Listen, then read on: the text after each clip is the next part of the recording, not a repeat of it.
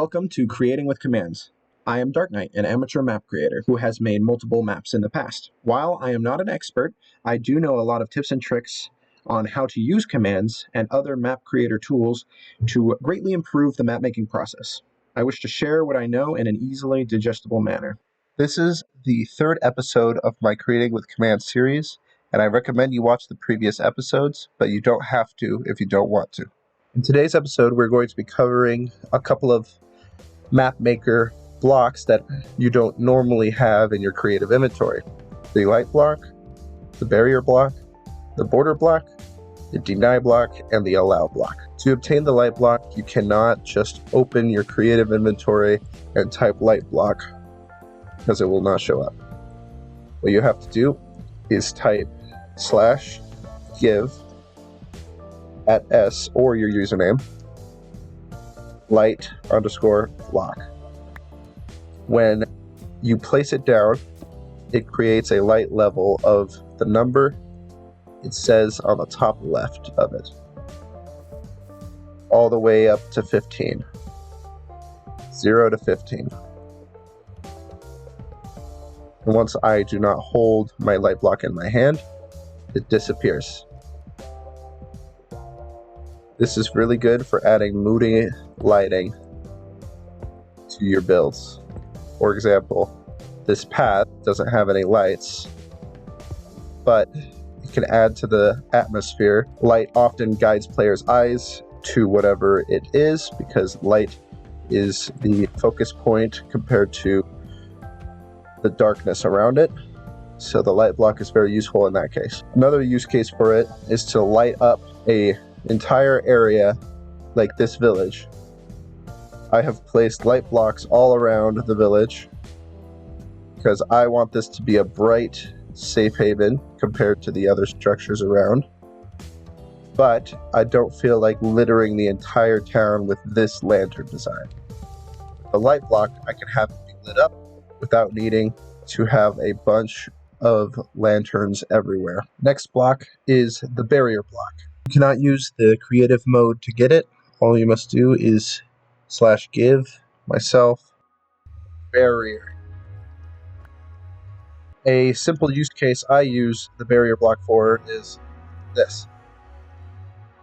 These nether portals are an aesthetic choice to this structure, but I do not want players to access these nether portals.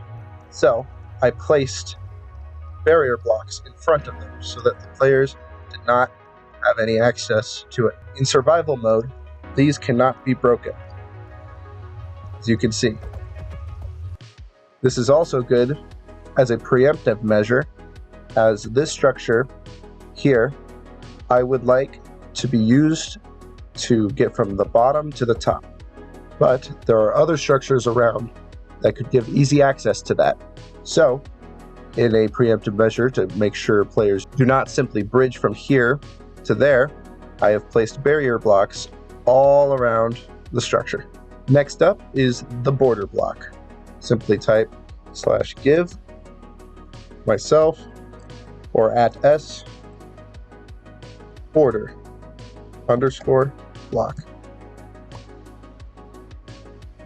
The border block is very useful, especially in map making. When you place down the border block, it functions very similarly to the barrier block. So, let's say I have a square here, and then I go into survival mode. This border area will not allow me to leave. No matter how much I try, I cannot get to the other side. So the border block is a barrier that goes all the way up and all the way down, past the build height, all the way down to bedrock. In creative mode, you're able to pass through this with ease, but in survival or adventure mode, it will stop you from going past. A good use case for this is a player lobby, as you can see, border around this entire area, so that if a player were to go here, and they were in survival mode, and they wanted to get across, they could not.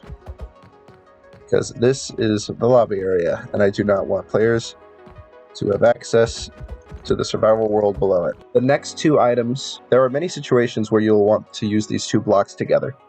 So, /give myself deny /give myself allow.